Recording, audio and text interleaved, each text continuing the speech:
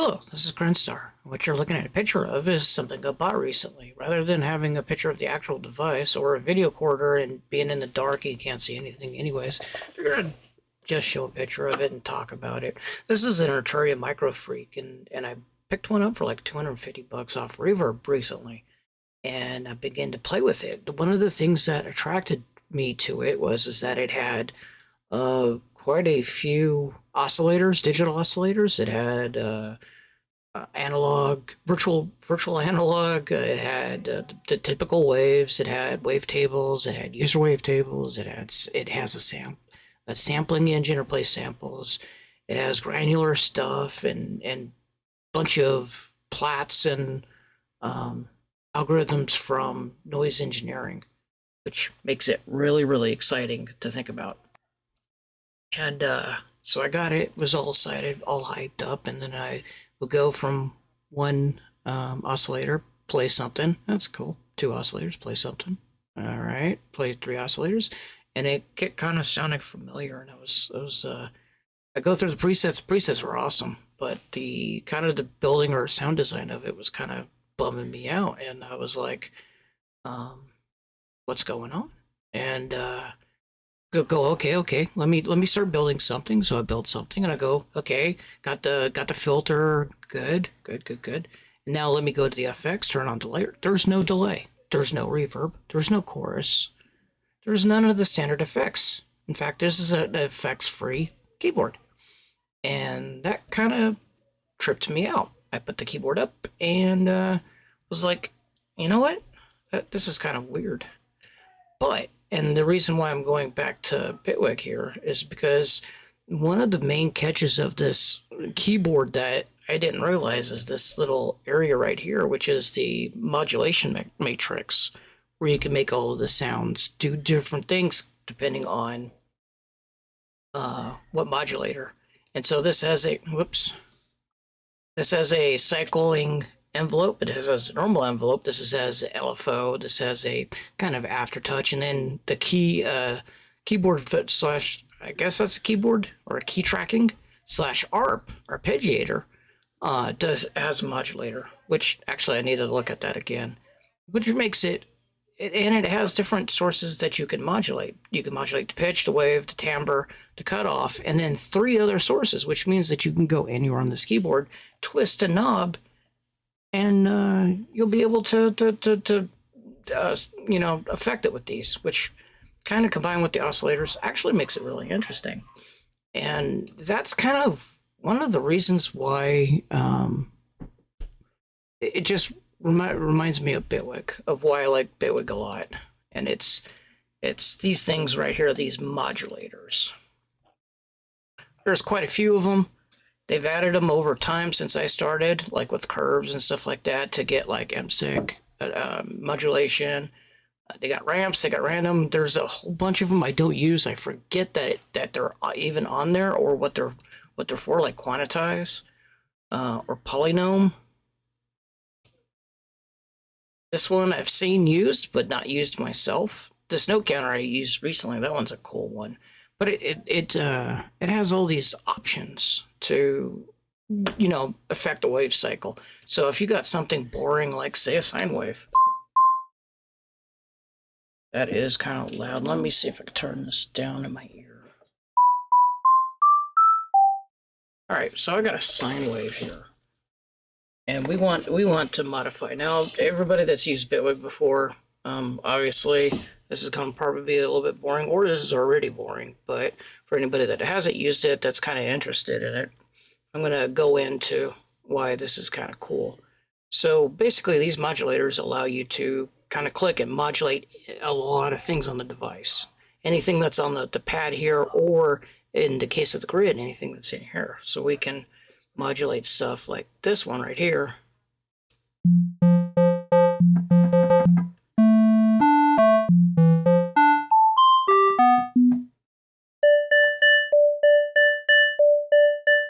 And if you can see it, if I'm pressing, go down to 0 here, there's nothing on the modulation. I press 1, there's something, there's even more, and it grows. and then changes the sound. I'm pressing the same key.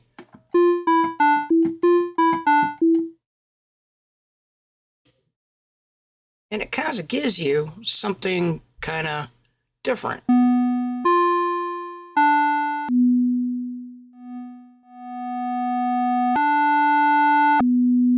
I go, okay, well, that's good for every time you press a note. What happens if I want to kind of change it constantly? Mouse drop, I had to go get it. All right, so we're talking about we want to change stuff constantly. So let's do curves.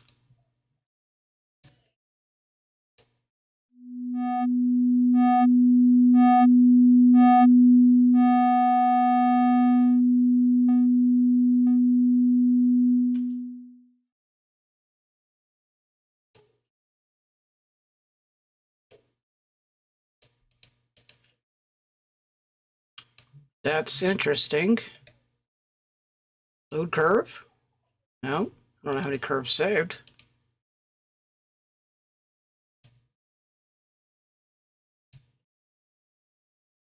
All right, let's mess around a bit then.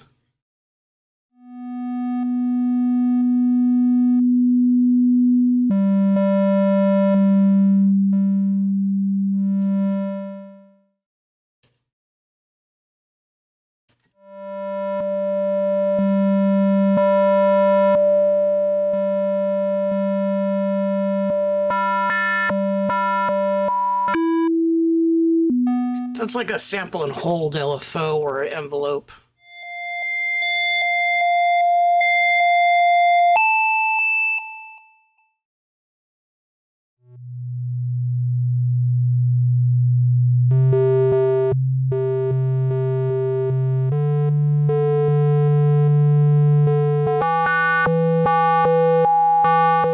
We need a filter. And the best place to mess around with the well, we got all kinds of neat filters. I always forget. Let's add on a filter.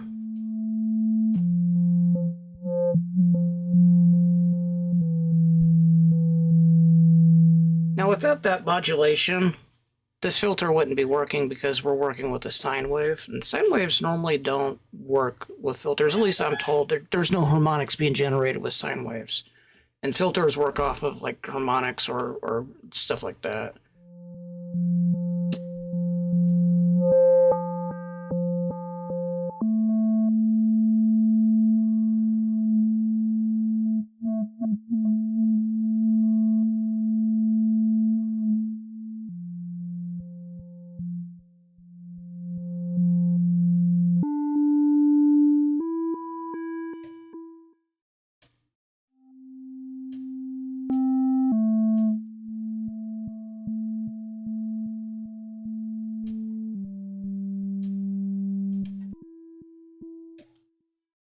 Let's see if we can get around and change it to something of a sawtooth.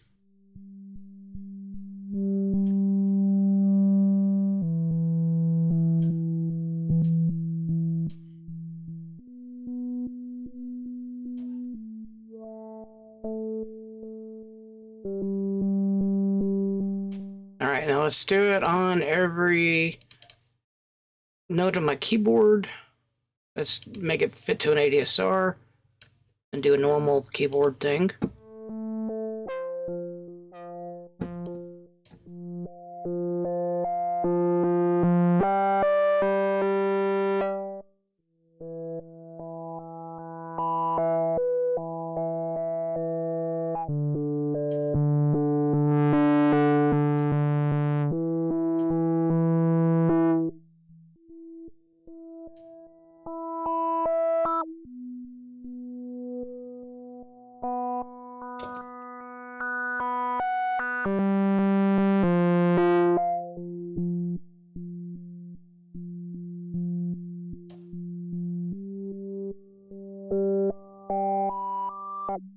Kind of making things interesting. I don't have any effects loaded yet on this at all. And it's already sort of interesting. Now, of course, you had some reverb, you had some other types of effects like the phaser and the flanger and the stuff like that, or a chorus.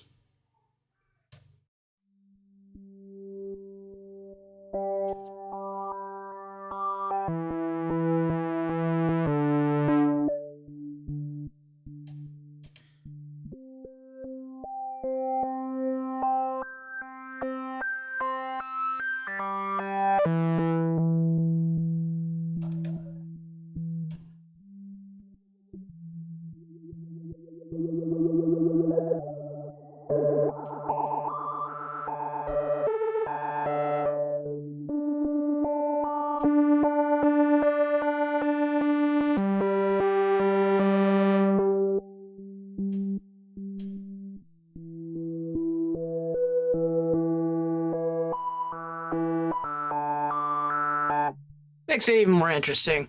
But overall, detracts from the original sound.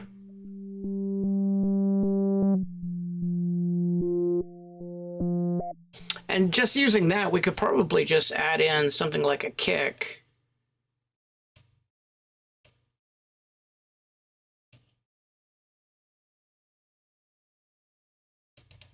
Give me a nice 909 kicks. I really love these since they added them in.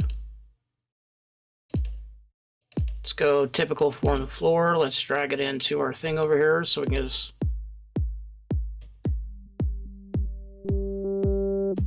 All right, so it's off. So let's fix that. Go into here. Now our modulations are kilohertz based. I want to make them at least 16th note based.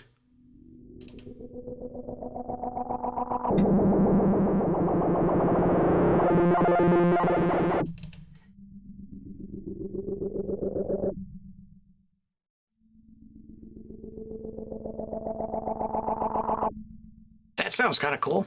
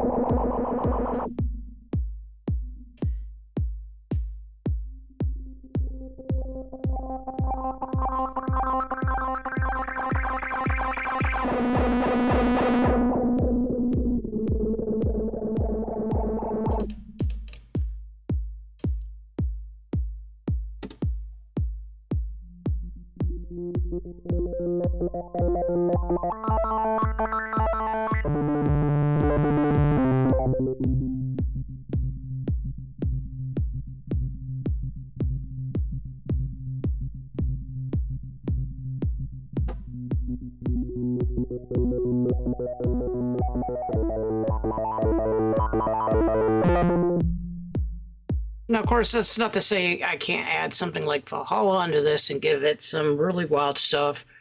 And then...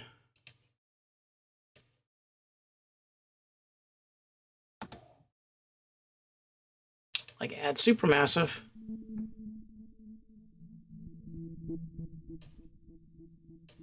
And then transgate it out. If I could spell it correctly.